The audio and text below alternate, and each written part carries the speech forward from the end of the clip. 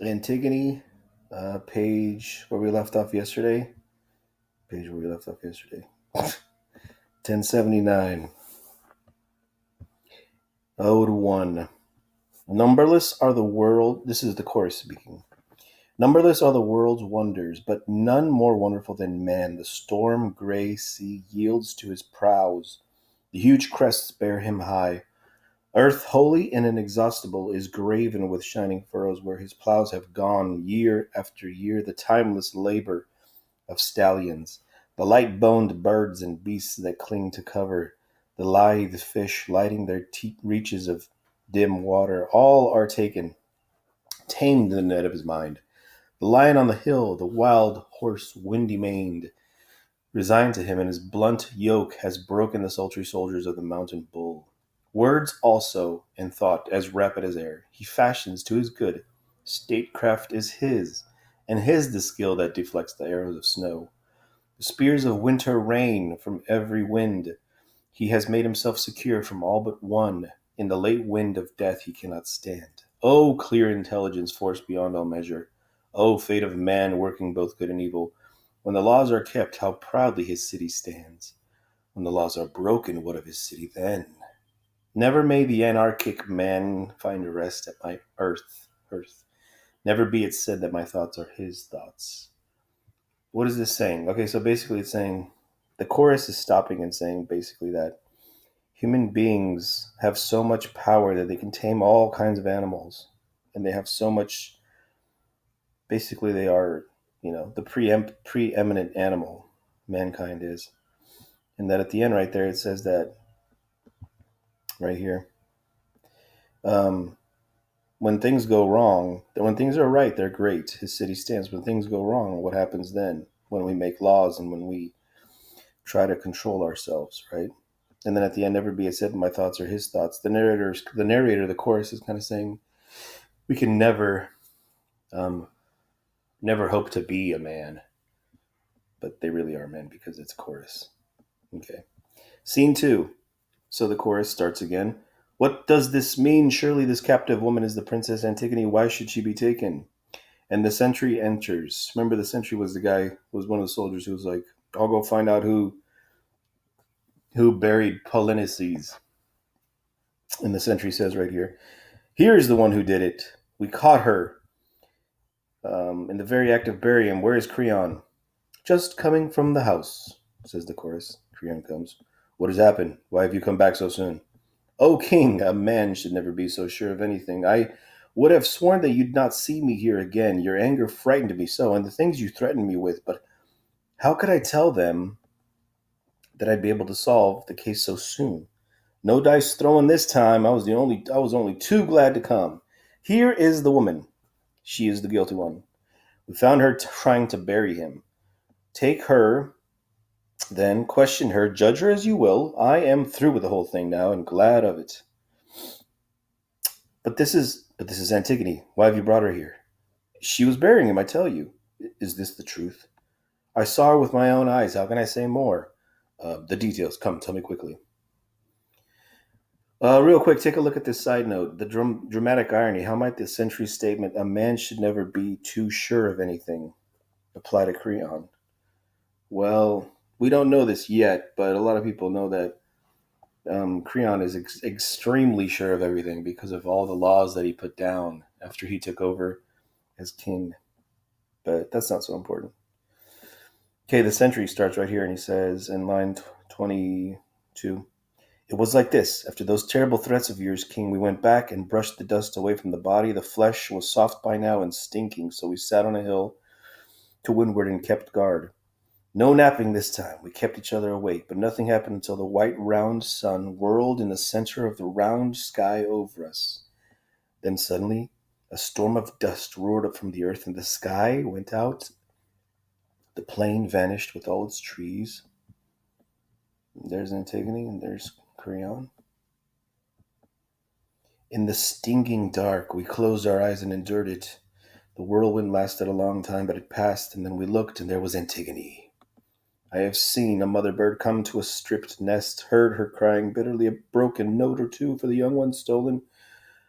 Just so when this girl found the bare corpse and all her love's work wasted, she wept and cried on heaven the damn hands that had done this thing. And then she brought more dust and sprinkled wine 3 times on her brother's ghost. We ran and took her at once. She was not afraid. Not even when we charged her with what she had done, she denied nothing.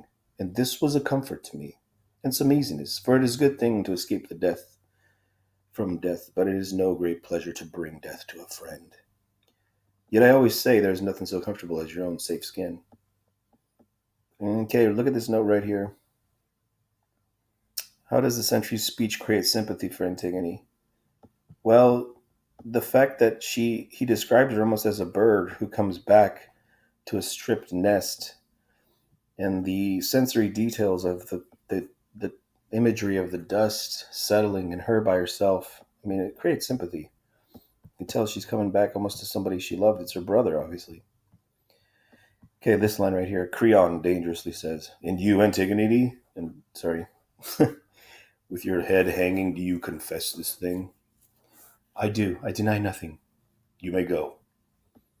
Tell me briefly, had you heard my proclamation touching this matter?" "It was public. Could I help hearing it?" "And yet you defy the law?" "I dared. It was not God's proclamation. The final justice that rules the world below makes no laws. Your edict, king, was strong, but all your strength is weakness itself against the immoral, unrecorded laws of God. They are not merely now, they were and shall be operative forever beyond man utterly. I knew I must die, even without your decree. I am only mortal, and if I must die now, before it is my time to die, surely this is no hardship. Can anyone living, as I live, with evil all about me, think death less than a friend? This death of mine is of no importance, but I had left my brother lying in death unburied, I should have suffered. Now I do not. You smile at me, Creon. Ah, Creon, think of me a fool if you like, but it may well be that a fool convicts me of folly. And then right here, there's an interruption.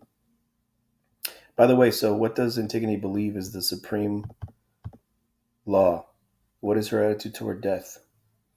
She obviously doesn't care. She obviously is fine with it. She doesn't think much of it. And the supreme law is not Creon. She thinks it's God. The chorus says, "Like father, like daughter, both headstrong, deaf to reason. She has never learned to yield." I really have no idea what they would sing it like.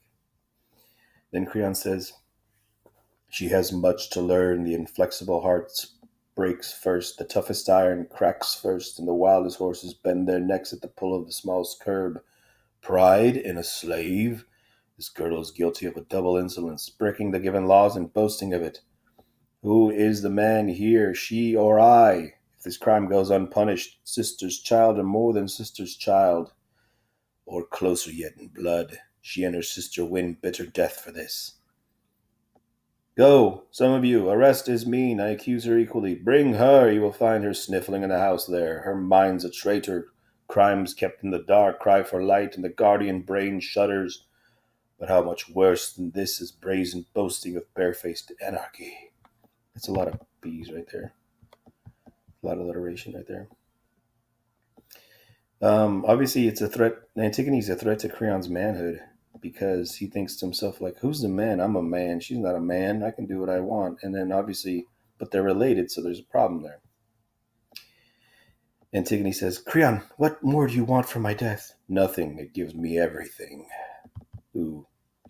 "Then I beg you, kill me. This talking is a great weariness. Your words are distasteful to me, and I am sure that mine seem so to you, and yet they should not seem so. I should have praise and honor for what I have done. All these men here would praise me, were their lips not frozen shut with fear of you. Ah, the good fortune of kings, licensed to say and do whatever they please." Obviously, people are afraid of kings and they do whatever they want, and historically. Then Creon says, "You are alone here in that opinion." "No, they are with me, but they keep their tongues in leash." "Maybe, but you are guilty and they are not."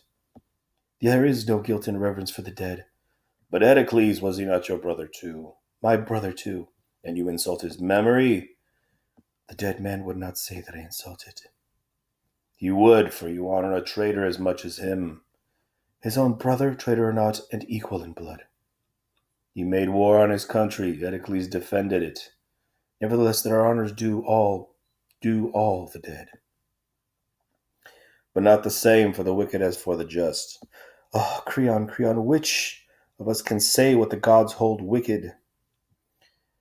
Okay, so obviously Greek tragedy explores human relationship to the gods. Her thinking differs from Creon's thinking because she thinks more about how ultimately it's the gods who honor the dead, even if it is Polynices that she's honoring.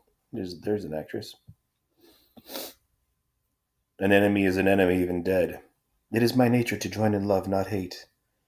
Go join them, then, if you must have your love. Find it in hell. And then there's a pause, and now the chorus says, but see, Ismene comes. Enter Ismene, guarded. Those tears are sisterly. The cloud that shadows her eyes rains down gentle sorrow. You too, Ismene, snake in my ordered house, sucking my blood stealthily, and all the time I never knew that these two sisters were aiming at my house. Ismene, do you confess your share in this crime or deny it? Answer me. Yes, if she will let me say so, I am guilty. Oh, that's not true, right? So let's wrap it up here. Antigone says, no, Ismene, you have no right to say so. You would not help me, and I will not have you help me. But now I know what you mean, and I am here to join you to take my share of punishment, says Ismene. Antigone says, the dead man and the gods who rule the dead know whose act this was. Words are not friends. Do you refuse me, Antigone? I want to die with you. I too have a duty that I must discharge to the dead. And then Antigone, her response, you shall not lessen my death by sharing it. What do I care for life when you are dead? Ask Creon, you're always hanging on his opinions. Oh. You are laughing at me. Why, Antigone? It's a joyless laughter, Ismene. But can I do nothing? Yes, save yourself. I shall not envy you. There are those who will praise you. I shall have honor too. Ismene says, but we are equally guilty. No more, Ismene. You are alive, but I belong to death. Then Creon says, gentlemen, I beg you observe these girls. One has just now lost her mind. The other, it seems, has never had a mind at all. Ismene says, grief teaches the steadiest minds to waver, king. Yours certainly did when you assumed guilt with the guilty. How could I go on living without her? You are. She is already dead. But your own son's bride. These are places enough for him to push his plow. I want no wicked women for my sons. Oh, dearest Haman, how your father wrongs you. I've had enough of this childish talk of marriage. And then there's a pause right here with this line. Do you really intend to steal this girl away from your son? No, death will do that for me. Then she must die. You dazzle me. But enough of this talk. Ismene reveals that Antigone is engaged to Creon's son. What new issues could arise? Obviously, there's going to be problems because Creon's son is probably going to be like, wait a minute, Dad, you're going to kill my fiance? There's problems there. All right, stay tuned.